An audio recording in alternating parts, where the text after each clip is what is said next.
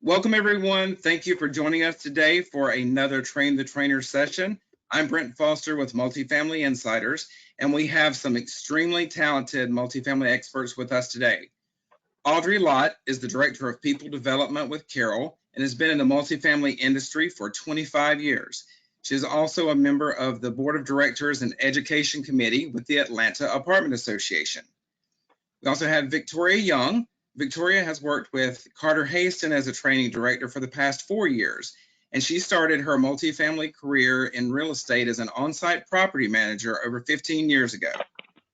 Angel Rogers is the Chief Learning Officer for National Core, and she began her career with National Core as a property manager in 1996.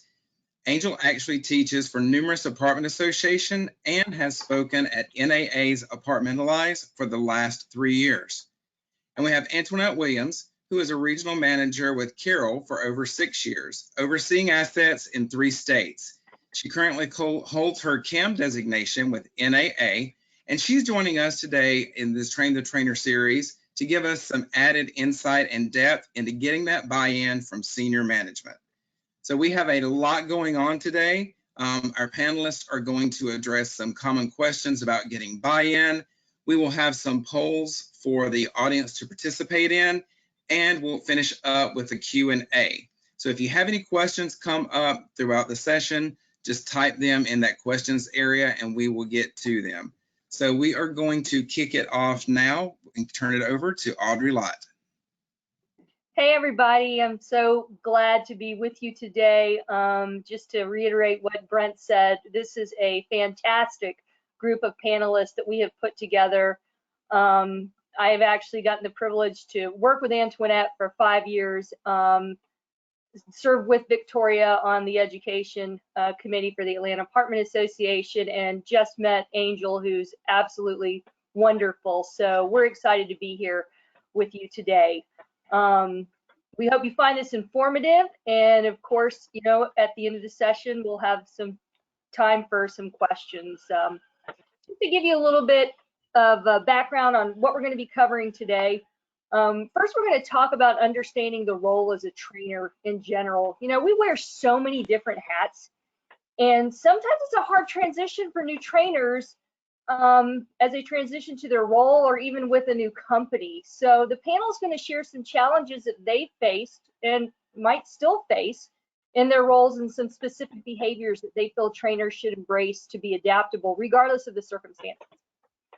Then we're going to talk a little bit about how to work with senior management and regional managers. Some embrace training and others think it's kind of a waste of time, either because of content or because they can't feel they financially can afford it or physically can afford to send people to the property, send them to training. So we're going to get some insight as to what is in the mind of a regional manager and why some of them may think and react the way that they do. We're also going to get some tips on how to communicate with senior management in their language. And finally, we're going to talk about how we can show value for what we do.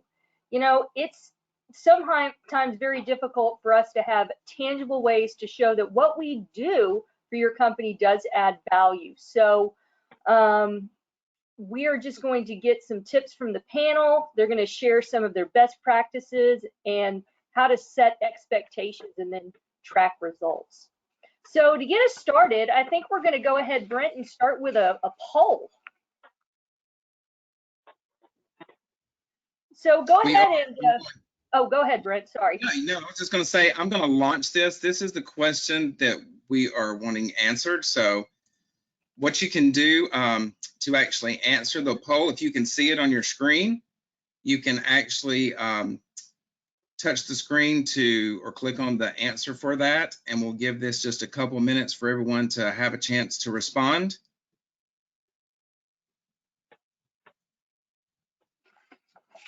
I'm seeing an overwhelming response to one of those. Are you going to share with us, Brent? We just saw a shift, yes. Looks like everyone's answered, so I'm going to go ahead and close this, and let's take a look. See what everyone thought. So it looks like an overwhelming 48% determining training priority, and 26% connecting with regional managers.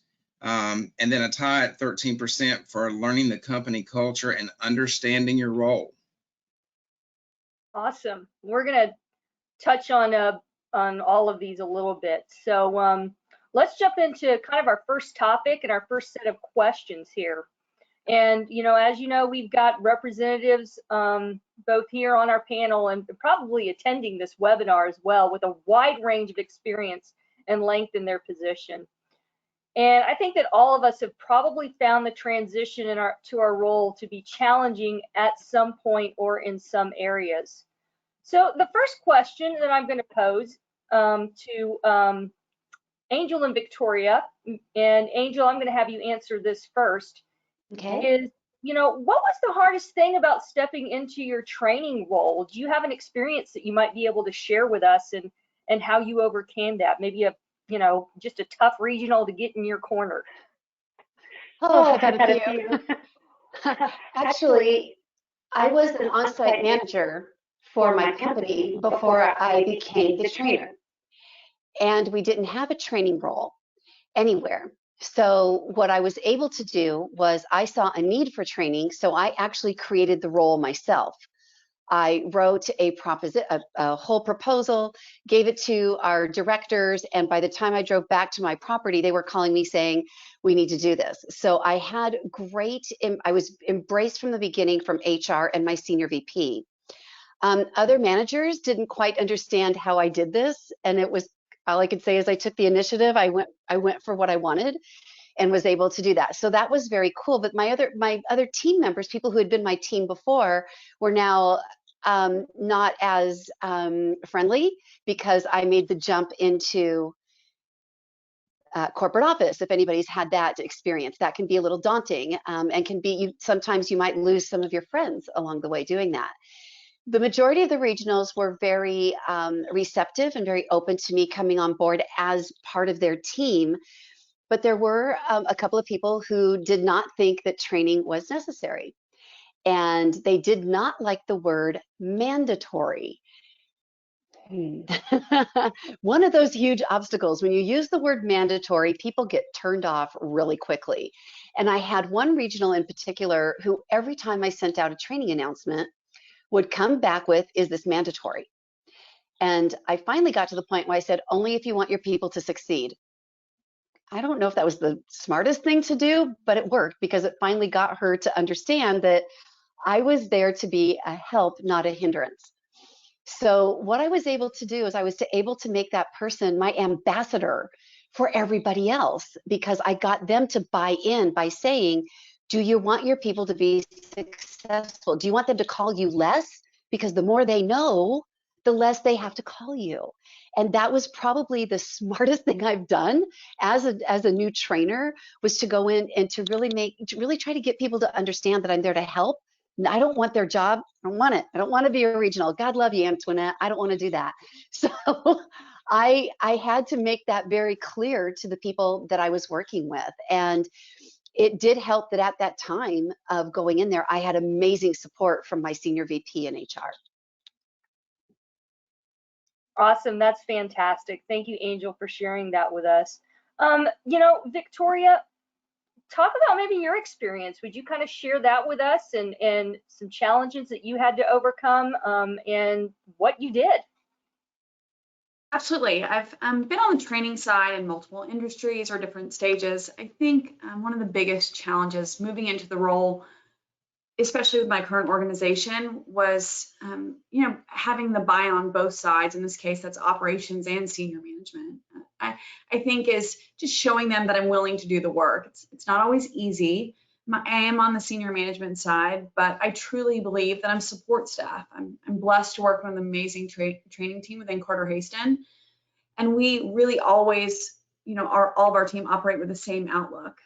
Our job is to make their job easier. So that comes in all forms, from onboarding or helping with a new process or software issues or digital learning. I think this transition into the training role, or whether it's with a new company or your current company, it doesn't happen overnight. But when it clicks and you really have that buy-in from your training from your training team, from the senior management, from the on-site staff, I think it makes it all worth it. Just showing them that not only you're willing to do the work, but you've been where they are, or you get where they're coming from. You're all trying to get to that same goal. Awesome. Yeah, thank you both for sharing that with us. I think we've all felt those challenges to some extent. So that you both have transitioned, you've been in your roles for a little while, and if you could look back and you could tell the young Victoria and Angel what you know now, are there any like important behaviors that you think people should have in a training role? Victoria, I'm going to go to you first to answer this one.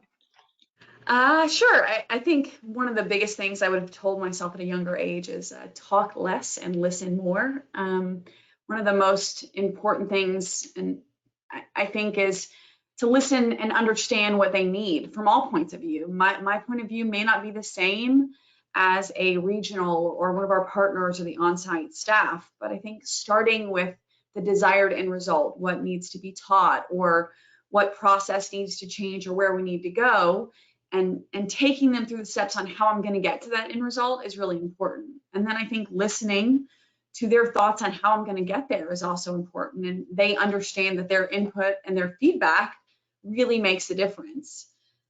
Then adjusting the planner process to make sure you're involving the way that they want it to be communicated. So I guess, listen and understand, and then communicate that even more. Definitely talk less and listen more. The open-minded part obviously is a big part of it, because you always learn. Every time I'm on site or with a regional or some of our senior management, I learn something every time. So, looking at the big picture and talk less. Awesome. Angel, what can you add to that question? What's a behavior that a trainer should have? But Victoria, we talk for a living. It's hard to talk less when that's what you do for a living. I think one of the biggest things, and I'm still learning this, to be honest with you, I'm still learning that sometimes you need to have a thicker skin. And I say that because people can be very critical of what you're teaching. They might not, and they don't all have the same passion that we do. When I hear somebody say they don't have time for training, it just makes my heart hurt, because do you have time for failure? Is kind of my question back to that. But when I hear that, I feel like it's almost an assault to me. And I know better. Believe me, I've been with my organization for 24 years. I know better than to know that it's about me personally. But many times in an organization, I'm sure this happens with other people, that if there is any kind of emergency, or an emergency that somebody else perceives is more important, or whatever it is, trainings sometimes get pushed aside. And we can always reschedule training. I see Victoria going, yep, we can always schedule retraining, but we can't reschedule this crisis. And while we all understand that, it's hard sometimes to be put on the back burner. And so I would tell my younger self to first and foremost have a thicker skin, but also to be more persuasive. As don't just because of my passion and what I love to do doesn't mean that everybody loves to do it. So I think that understanding that there's going to be a different viewpoint. A regional is going to look at training differently than a training manager. An attendee is going to look at it differently. So I think that just understanding that, like Victoria said, there are other sides to it that need to have the buy-in as well, and just to be more flexible. That's fantastic feedback. So kind of the takeaways from this question are: listen more, try to have some thicker skin, and realize that people don't always have the same passion that we have. And I think those are great behaviors that I know myself I can relate. It's kind of taken a while. It's 20. We're going to end it there. 20 plus years. That's where we start. We stop when we reach this age. But it does take a while to learn. So thank you both for your answers on this issue and these questions. Hey, Brent, I think we're ready to go ahead and jump into poll number 2 here. We are. So I'm getting ready to launch this. So we want to know, what is the biggest reason employees are not encouraged to attend training? Is it timing? Is it budget? Is it because you're short-staffed? Is it because the boss doesn't see the value? So if you will go ahead and click on your answer there, we'll take a look at them in just a couple seconds. And going back to Victoria's Angel's comment a minute ago about it not being all about her, I could never be a trainer. I love for it to be all about me. It looks like most everyone has voted, so we're going to close this and we are going to take a look. So it looks like 50% said because of short staffing. 30% is timing, 13% the boss doesn't see the value, and 7% is budget. What do you guys think about that? Yeah. Well, that's actually a little surprising. I thought budget might be a little higher, but it's great to know from this feedback that the people here feel like that they've at least got the financial support to do training. So that's awesome. Awesome. All right. Well, I think we're ready to go ahead and jump into our next topic, which is getting buy-in from senior management and regionals. And we're gonna hear from Antoinette in this session, but hang on a minute. We're gonna start with Victoria and Angel again. So I think that one of the things we can probably all agree upon as trainers that there is always at least one, sometimes more, property manager, regional managers, or a senior staff member that just doesn't see the value in either sending their people to training or reinforcing what we're teaching during the class. So, you know, get back on site and it's, no, I know you were trained out, but we're going to go ahead and do it this way. So the first question that I would like to propose is to, I believe, Angel.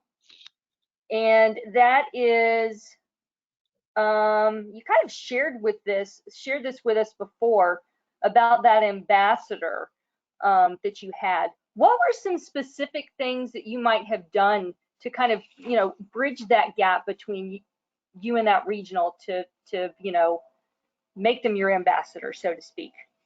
Yeah, thanks. You know, what I ended up doing was being really frustrated for the first 6 months of being a trainer because this person simply didn't have what I thought they needed to be a regional, you know, because, you know, I was the trainer. So I thought that, anyway, boy, that was that 20 years ago thing, Audrey. But honestly, I think this person was, wanted to be on board, but also wanted to be the regional. And this was somebody who also had gone from on-site into the corporate level. And so there was a bit of, I want to say, competition, if you will, might have been there, which is really unhealthy, but we all know it happens. So with this particular person, it took me about 6 months. We were on a corporate retreat.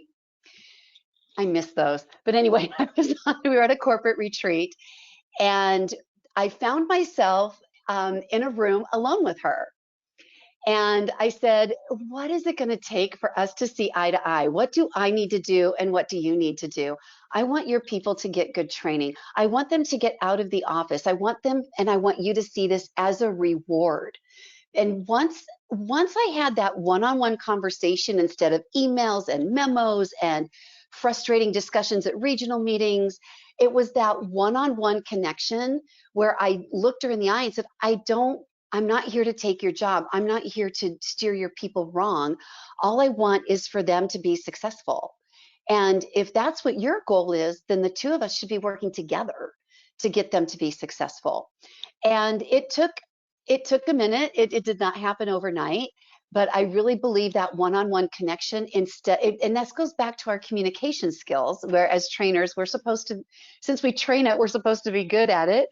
So I made myself sit down and have that conversation. It was a crucial conversation. It was uncomfortable, but the timing was perfect for me that I was able to do that.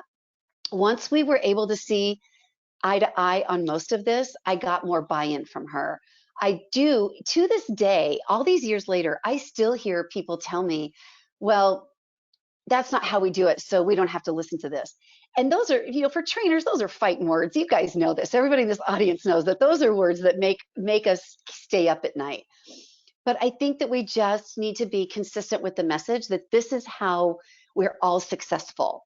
And that's the message I've always tried to portray in any of my trainings is this is what if and what I tell them is if you want a seat at the table, if you want to see how you can get from here to that seat at corporate office, your training, and I'm going to talk about that later with another question, but that's what gets you there. And I think even for regionals have to understand that they need to take the training. And sometimes that's probably, I'm not going to take that back. It's not sometimes, quite often, the regionals don't think they need any more training once they get to where they are. I don't think that's across the board, but I certainly have experienced that in my organization. And that's something I'm still struggling with. So I think just having those one-on-one connections and making people your ambassadors, probably your best bet. Thank you so much, Angel. I could not agree with you more. I think sometimes we discount the impact of really having one-on-one conversations. And I know that when I used to travel, I would make it a point that whatever region I was going to, I invited that regional to dinner just because Yes. I wanted to connect with them on a personal level and just understand them more as a person. So thank you for sharing. That's a great tip. Now, Victoria, I'm going to turn it over to you because when we were planning this, you were talking about having conversations to set expectations about training. So can you share a little bit with us about kind of your strategies to make sure you're on the same page and get the buy-in from senior staff members? Absolutely. I'm going to go back to a lot of what Angel said too. I think a lot of it is the communication between yourself and whether it be the regional or the senior management staff, and really starting again with that desired end result. Before I go on site, I always speak with a regional to find out what's needed. They're going to have insight on what their teams need or what needs to happen more than I am because they're there every day. They're also, in the end, held responsible for the outcome and success of that property. So I think the more that I communicate with them on how and what I'm going to train to make sure that we're, again, back to what Angel said, consistent about how we're all doing it the same way and that their message and my message is the same. And it doesn't happen overnight. And sometimes this takes a minute and we all can learn something in the big picture. But I put that agenda together and I send it to the regional manager and I let the regional manager review it. And I listen to their feedback. And then I'll send the agenda to the team or whoever will be attending the training. That also gives them an opportunity to not only see what they're going to learn, but how it's going to be measured and how there will be a success at the end. And I'll touch a little more on how it's measured in one of the questions that comes up. But I think we will never meet an expectation that we don't know is set. So knowing how I'm going to be measured and how I'm, even as a trainer or on site or as a regional, what is that end result? What are we looking for? And then sharing these agendas and communicating with them, it helps that measurable communication and they know what to expect. And it also allows them to give feedback or input. Is there something that they really feel like their team needs or that they need that's not on this list? And sometimes they surprise you and they're way more self-aware than we ever imagined.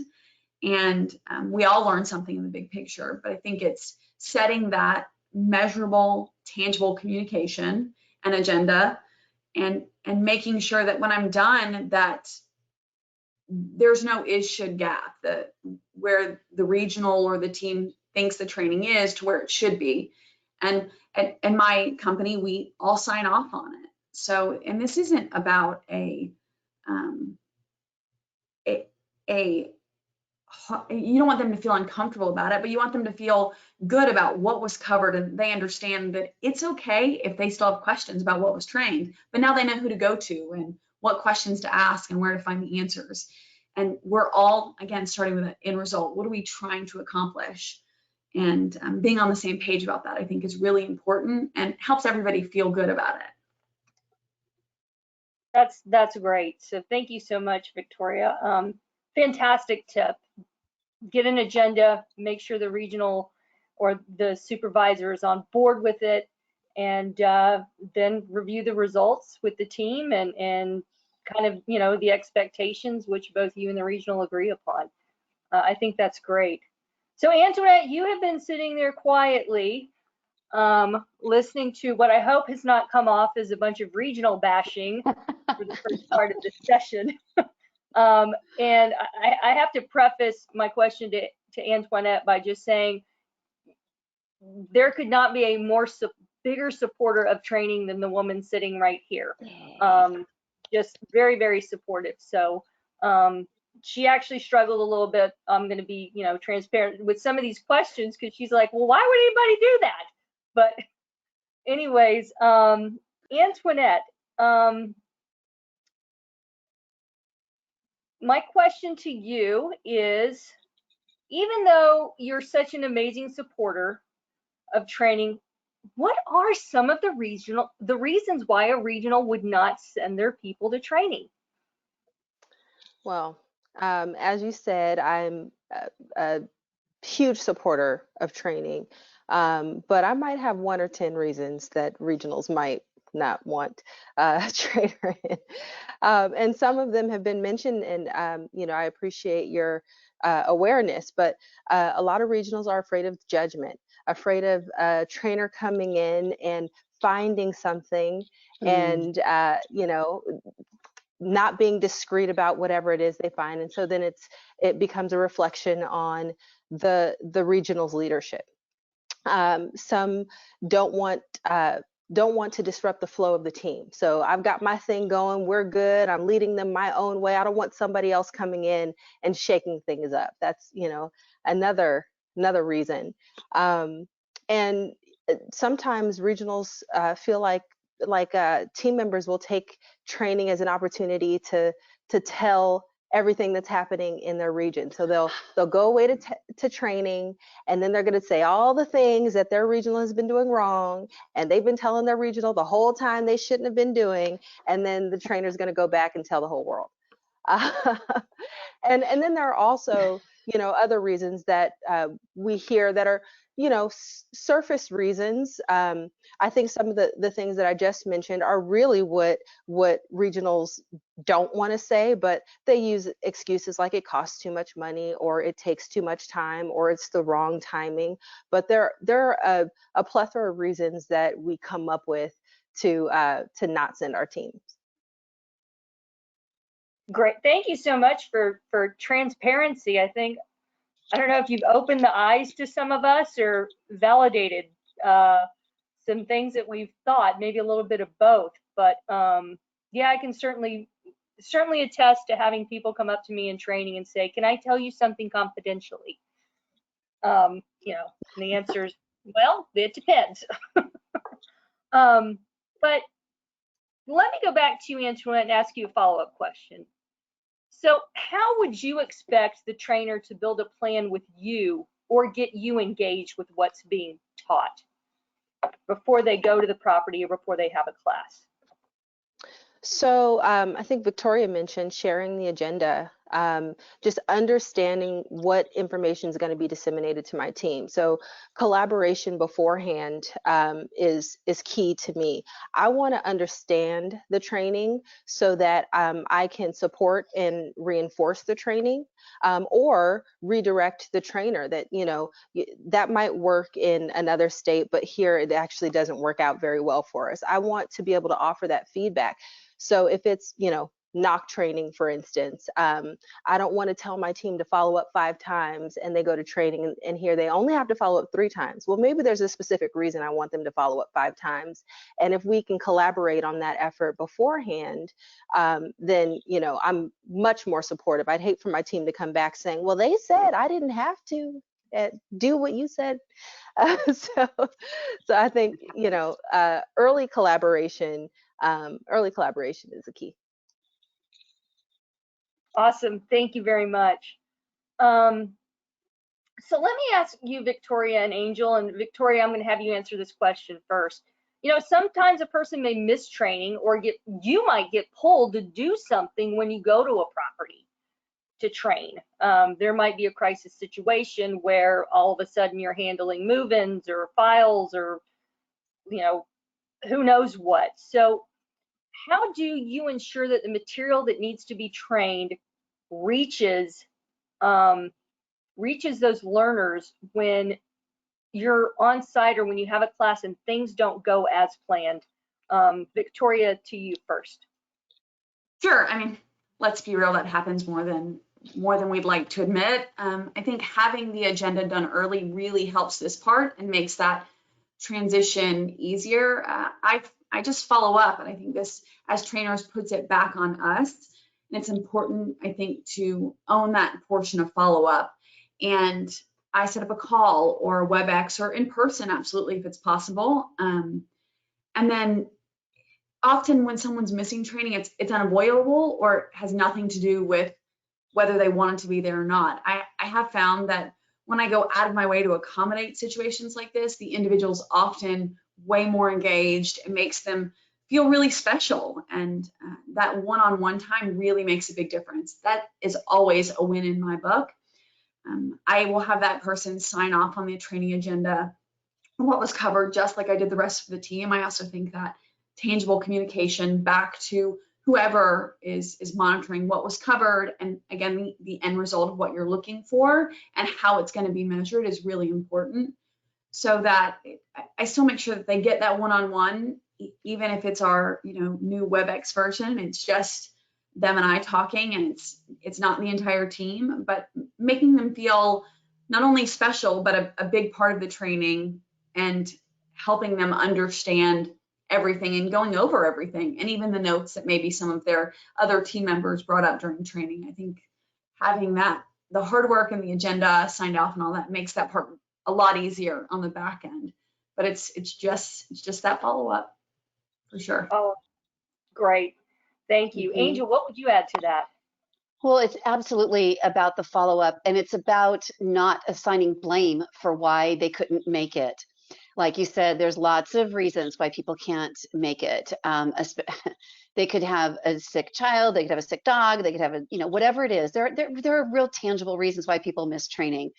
So I think that one of the first things is to not make them feel bad about missing it, unless they become one of those habitual people who miss it. One of the things I offered each and every one of my regionals was, as when I first came on board, I said, I'm going to be doing classes and they'll be coming to me to do these classes. Regionally we do these.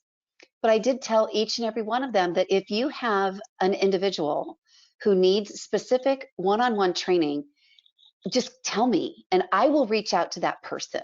Just tell me what it is they need. So that way that person doesn't feel like they've been targeted. I can actually reach out to them. So as far as the follow-up, Victoria's spot on about that. You have to make sure if somebody misses it, that you don't just go, oh, well, that's going on their record. You actually, as training, our passion is to get the people trained, not to get them in trouble. And I think that's one of the biggest messages all trainers have is we're not here to get you in trouble. We're here to get you trained and to be successful. And so I think that the follow-up has to be there, but also the understanding that there are reasons. And if we have to reschedule it, we have to reschedule it. And that's where that flexibility comes in. That's not always easy. I think another big thing too, and we were talking, Antoinette and Victoria both mentioned the agenda. I wanted to comment on that because the hardest question a trainer can hear or answer to a question is that when I say, what do your people need? And I get told back, oh, just keep doing whatever it is you're doing. This isn't helpful. So it's like, great, you want me to keep doing the same customer service class over and over again. So I think that keeping our content relevant is a big part. I mean, if people see customer service the same thing every year, they might miss it because they don't know it's all new and improved. So I think that that's another part of it, is that people might intentionally miss it if they think they've already had it or if they don't see the value in having it again. Great feedback. So I hear a lot about, trainers kind of need to take some ownership themselves of digging a little bit deeper. Yes. Really maybe taking the step towards initiating and developing those relationships and those conversations with the regional, and really kind of make that part of their process and understanding it. And I think a lot of trainers may just wait for regionals and supervisors to come to them, whereas sometimes we need to go to the regional and we need to, dig a little bit deeper. What is it that you need? So thank you all three for your input on that topic. Brent, let's go ahead and move to the final poll if you're ready, sir. Sounds good. We are. So we want to hear, how do you think senior management team members want to see the value of training? Is it through reports? Is it through agreed upon feedback and goals? Is it seeing that financial return on investment on paper? Or is it all of the above? So if you guys will, make your selection and click on the screen, we'll see if everyone's thinking the same way or if we have some very differences out there. And we are going to go ahead and take a look at that now. It's an overwhelming response, pretty much. Kind of thought this would be the case. And if you guys can see that, it looks like 77% said all of the above. 17% said agreed upon feedback and goals, and then a 3% tie in reports and seeing financial return on investment on paper. So we've actually had 2 ties during these polls. That's very unusual. And that's interesting feedback, seeing financial ROI on paper. And I think that's something that is so hard for us in this position because, training, what we do every day, is something that is so hard to track tangibly. Yes. I have yet to meet a trainer that can tell me that their bonus was based on meeting some specific criteria. It is, it's usually subjective based on really how the person writing the check is feeling that day when they're discussing bonuses. So, I'm glad that our panel has got some information to share as we move into this next topic, Brent. So I'm going to pose this question to all 3 of you, and we're going to start with Angel, and then go to Victoria, and then Antoinette. But what are some of the tools that you guys have been able to use to track the effectiveness of what you are training and really show that you're providing results, whether it be reports or the feedback? I think we'd be very interested to hear if there's any specific reports that you guys use. Well, I happen to be in affordable housing, and so our reports are our lifeblood. Everything that we do is based on reports. So we can determine, superficially, I guess you would say, looking at things like REACT scores and compliance issues and getting a good audit are all ways that we can measure if the training is working. And that's very much a reporting thing. I like to look at it a little bit differently, is how many promotions are we supporting from within the organization? If you are training correctly, if you have people who buy into training, you shouldn't have to go outside of your organization for a whole lot of promotions. You should be able to have people who are ready to promote from within. And this happened to my organization not too long ago. We needed 2 regionals and we had no one. That is sad, y'all. That is a sad statement when we don't have anybody that we could promote to regional, and we had to go outside. And it was really difficult for all of us. It was an aha moment, to say the least, for the regional managers and for senior staff.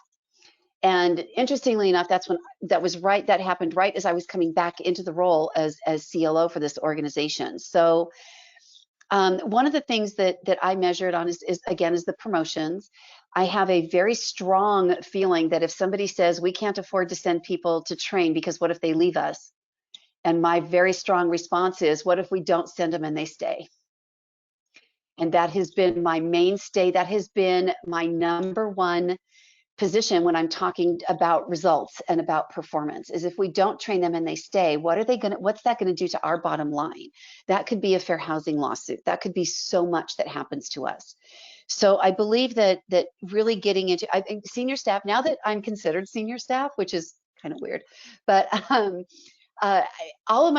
very much like this, and all my other team members are very much about numbers. So I'm the one who smiles through everything and says to get people to smile, and yay, numbers.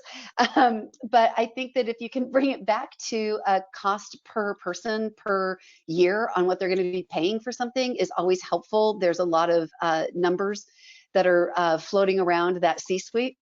As well as the number of promotions, because with us, we want to be a learning organization. And if we're going to be a learning organization, our people need to learn so that we can promote them. And that was really the crux of what got my team to open up about providing more training and actually getting an online platform and things like that. The other thing I do really quickly is that we have every single one of our classes are registered through Paycom, which is our payroll platform. And so everything that anyone takes, whether it be a 10-minute microburst training through our platform, whatever it is, they have to register for it.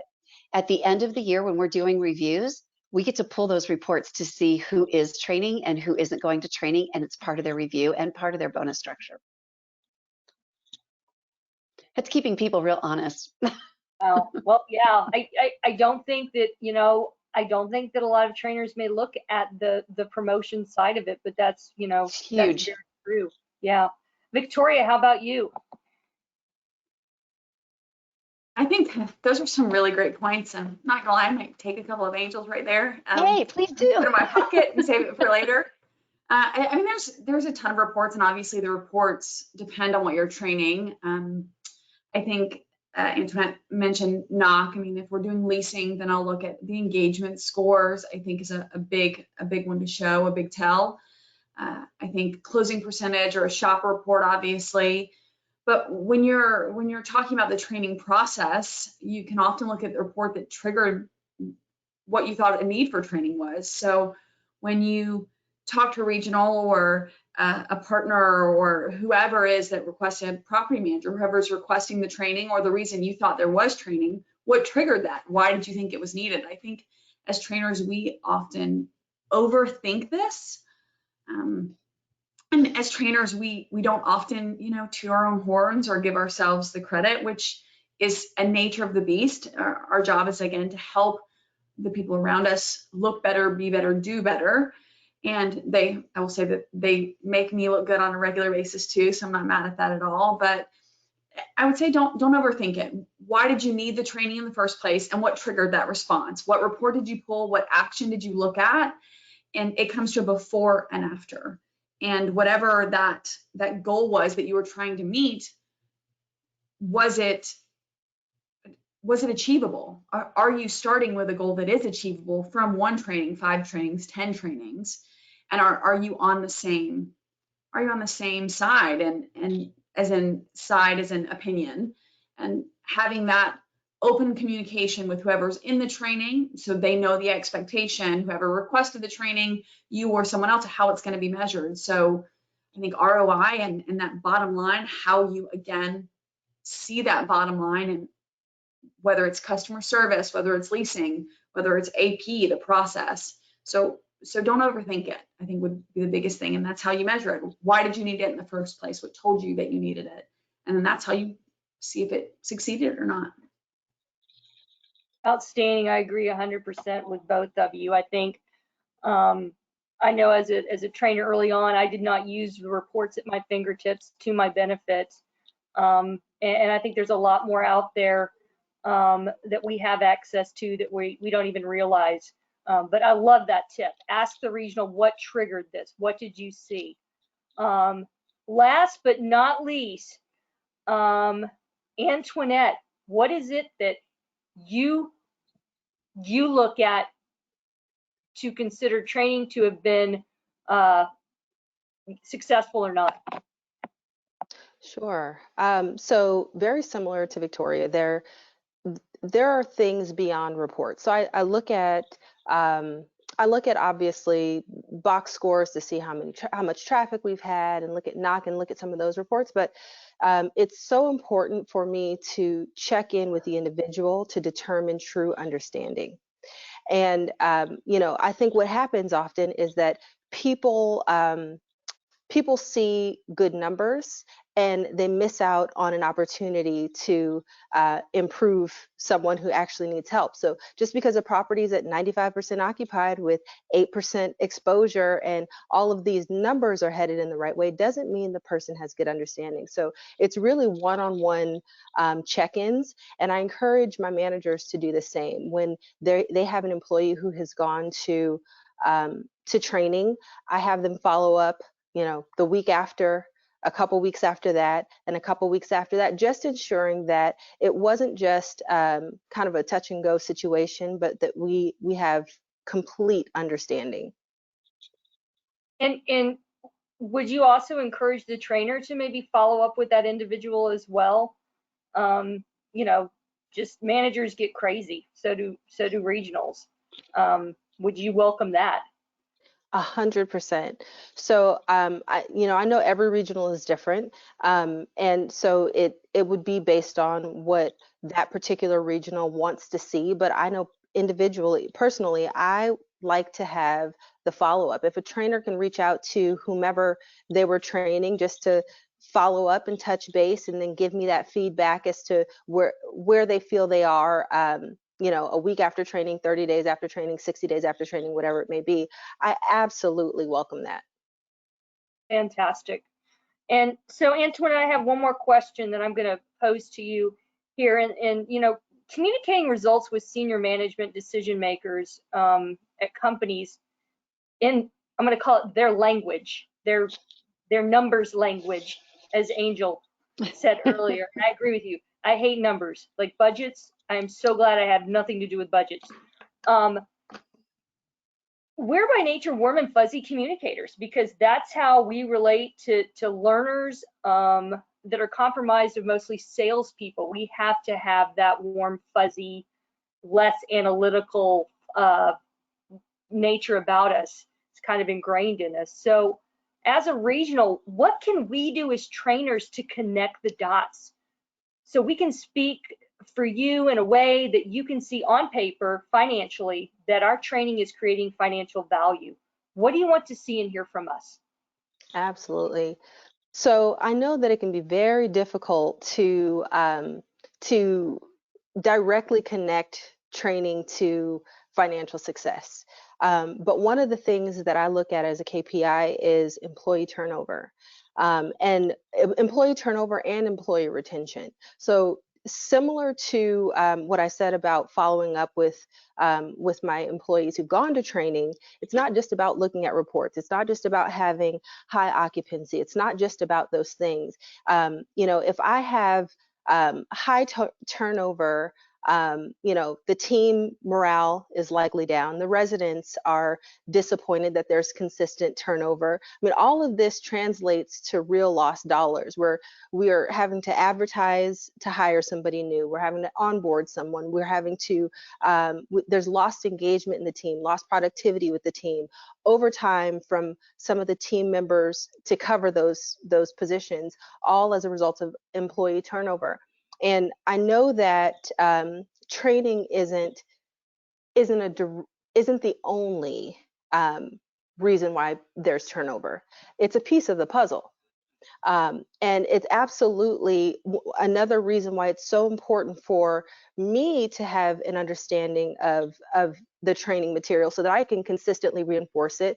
We can have an open dialogue, so that as I have employees who are just not connecting, I understand what it is that they're not connecting to, and it's not that I'm oblivious as well. So employee turnover is one of those things that, it absolutely hits your bottom line, and it's real dollars lost. On the other hand, I have one team in particular that has amazing retention, and this is the site that we pilot everything at. This is the site that they mentor every property that comes on, every new person that comes on, because they have a true grasp of the material. They have a true understanding of what's being trained on a consistent basis. And you can see the real dollars gained at that site, where we consistently have higher occupancy. We consistently have people. We have a manager who is not stressed out. He can go on vacation and things are running well, because everybody truly understands their purpose, their job, what the information that's being trained. And I know that that's a direct result of the training team's efforts and my efforts and the collaboration. So employee turnover / retention is absolutely one of those things that that directly affects your bottom line, and that I believe very firmly that training, the effectiveness of training, the quality of training, the frequency of training is directly related to. That's fantastic. Thank you, Antoinette. You and I had a discussion before the panel on this, and I don't think I even made such a direct correlation, between what we do and really that turnover factor, and how much that really does impact it when you start breaking down the numbers. Wow,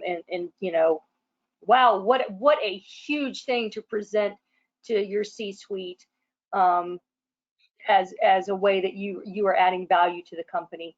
I think that's fantastic. Well, Brent, I have one last question, but I also don't know what kind of questions we have going on in the chat box. So I'm going to kind of take your lead on where we're going. Yeah, we actually have we only have a couple questions. So apparently you guys did an amazing job with the delivery on this topic today. Congratulations with that. We have one question that has come in, but I know you wanted just a couple minutes to kind of talk about the future of training. Well, yeah, training is definitely changing. The platform that we're using, the way people are wanting to learn. So I'm gonna start with Antoinette this time, and just ask a really simple question. And we didn't prepare for this, so I apologize. I'm kind of throwing it at you at the last minute, but and that's good because we only have about 2 minutes per person. Good. All right. So to all of you, what with the future of training moving the way that it is, more virtual, and we don't know, and time constraints on the property, just the way it's been evolving over the last couple of years, what is the one big takeaway that you would tell trainers out there that they should do to show that they are providing value to the organization in the future? And Antoinette, if you want a minute to think about it, I'll throw it to Victoria. I would say don't take the people part out of training. The connection you have with the teams and the open communication adds the value, I think, in my everyday role. It's not just the big projects or big training stuff that you have. It's the little things. We are only as good as the people we surround ourselves with. And I will say that I'm blessed that my work family makes me look good all the time. So make sure that you're one of the people that makes your work family look good too, and that you're there to help. You're there to get your hands dirty. You're there to put in the hard work. And that people portion is the reason that we are good at what we do, and the reason we're different, and the reason we communicate well. And be sure to communicate how they want to communicate, not necessarily how you want to communicate. So less is more. Awesome. Angel, what's the one takeaway? Really embracing this platform has been very interesting for our company. We did not have a robust LMS before COVID, and I'm working on creating a more robust LMS for us now, which is I've been doing a lot of throwing numbers around to the C-suite about this too. So it's getting that, I think, having, like Victoria said, education available to them on their time and their, on what they're looking for. And by they, I mean our endline, our users, our people out on site especially. I think that it's a mistake to think that our teams aren't busy during COVID. Even if the offices are closed, they're still very busy. I made that mistake early on, thinking, wow, if we're closed to the public, we have tons of time for training. No, they don't. So we need to pivot how we think about that too. The one thing I want to do is that I'm going to be working on, I did a webinar this morning for my teams, and I missed the activity part of it. And doing a Zoom activity is something I am going to focus on for the next few months, is how can I continue, like Victoria said, that connection. The activities is what makes this training fun and memorable and sticks for adults. So my big thing right now, my big goal as of this morning, is to learn how to incorporate more activities into Zoom training and webinars. Yeah, I agree with that 150%. That is a new skill that people are going to have to learn how to master.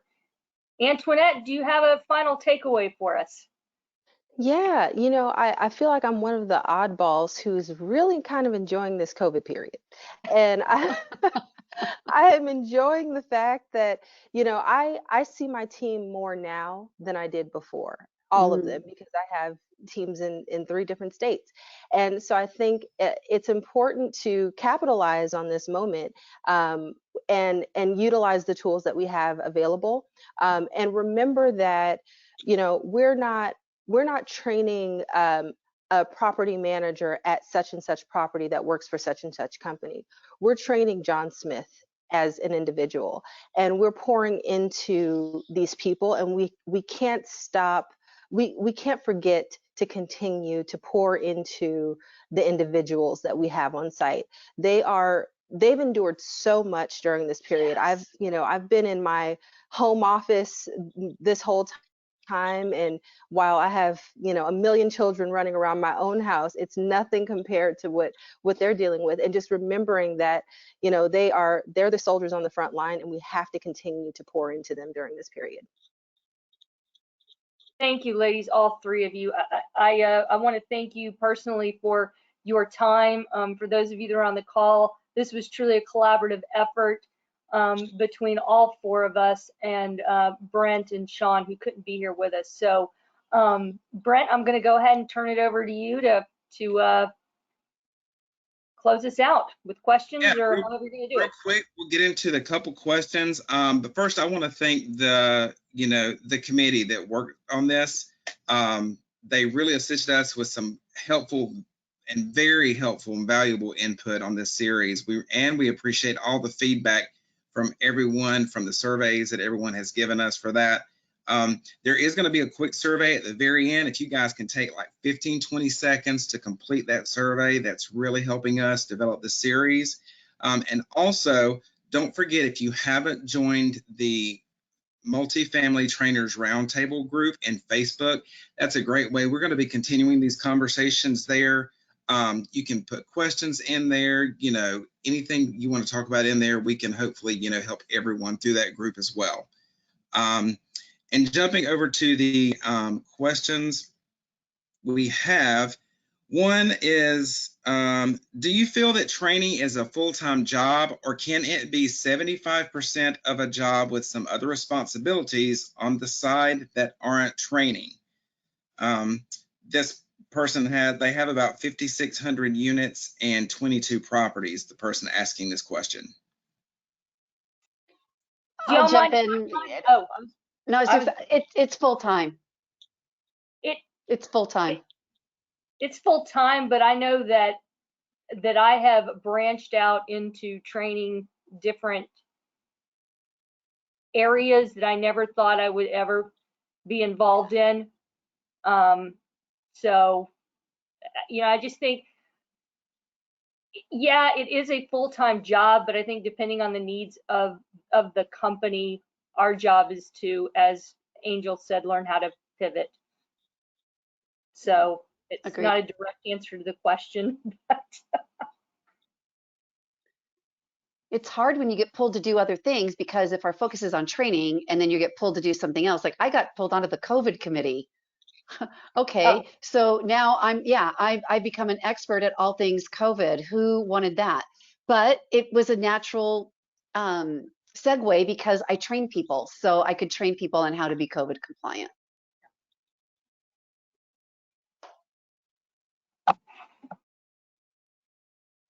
I would say it's okay to start small too. If you don't have a dedicated training person, something is better than nothing. I think ideally it would be a dedicated role, but I don't do just training. I do a lot of the software side and the conversion and the one-site side, which in our world, it intersects with training. My counterparts do a lot of the our intranet stuff and or on our COVID response team the same way.